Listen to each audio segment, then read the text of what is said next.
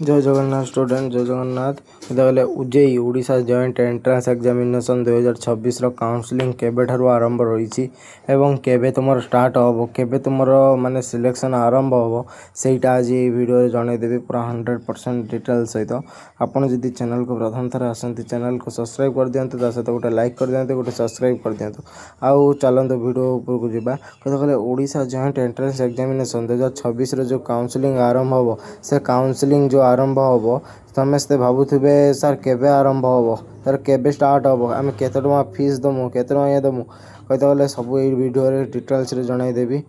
video को शेष पर्यटन देखा ना आपण मैंने बुझीपारे वीडियो को शेष पर्यटन देखते बुझीपारे चलतु वीडियो उपरकू जावा कहते गले देखो Odisha joint entrance examination important dates होची देखो पूर्व वर्ष अनुसार उजेई 2025 चलता आउ 2024 रे 2023 रे 3टा वर्ष को लेकिन मु रिजल्ट डेट तुम देखी देख उजेई 2025 रे रिजल्ट डेट आसला जून 10 आसला माने जून 10 आसला कहते उजेई 2024 आसला जून 3 आसला आउे उजेई 2023 जून 2 आसला बुझीपारे कि बुझीपारे तापर शुणु ओडिशा जॉइंट एग्जामिनेशन हूँ जून आमर एवं आसला यही किस दिन है आमर रिजल्ट आसीगला कहते गले 2026 के आसो समस्त भावुए 2025 काउंसलिंग डेट देखो जुलाई 23 आरंभ होता उजेई 2024 देखो काउंसलिंग आरंभ होता 2008 माने माने जुलाई 8 आरंभ होता आउ हूँ उजेई 2023 देखो जून 2 माने रिजल्ट बाहर जून जुलाई 6 आरंभ होता माने ये गोटे जिनस जानिक रखु देखो ओडिशा जॉइंट एंट्रांस एग्जामिनेशन देखो रिजल्ट अनुसार देखो जुलाई किसी दिन पर बाहर 10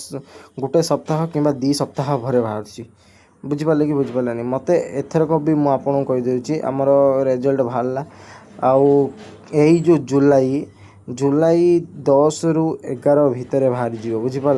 मो 100% काउंसलिंग डेट कौच तुम 10 रु 11 भितर बाहर जीव ना 6 रु 7 भितर बाहर जीव कहीं गोटे देख कथा जानतु जून 10 रु 2025 भितर जदि रहा जुलाई 23 ये मैंने केते दिन है 13 दिन लगे काउंसलिंग कि आमर रिजल्ट भी अनुसार बाहर आम भी देखु भावा 26 दिन जीव 26 दिन ना 20 दिन भितर बाहर भाविकी देखूँ बुझीपारे एथरक जुलाई कहते गले 10 रु 11 दिन ना 10 रु 11 तारीख भितर बाहर ना किसी दिन पर बाहर बुझीपारे यही डेट को समस्त भाविकी रखी दिंतु आउ जो मानक भी करार अच्छी से करूँ आउ किसी दिन भितर बाहर अपेक्षा करते अपेक्षार फल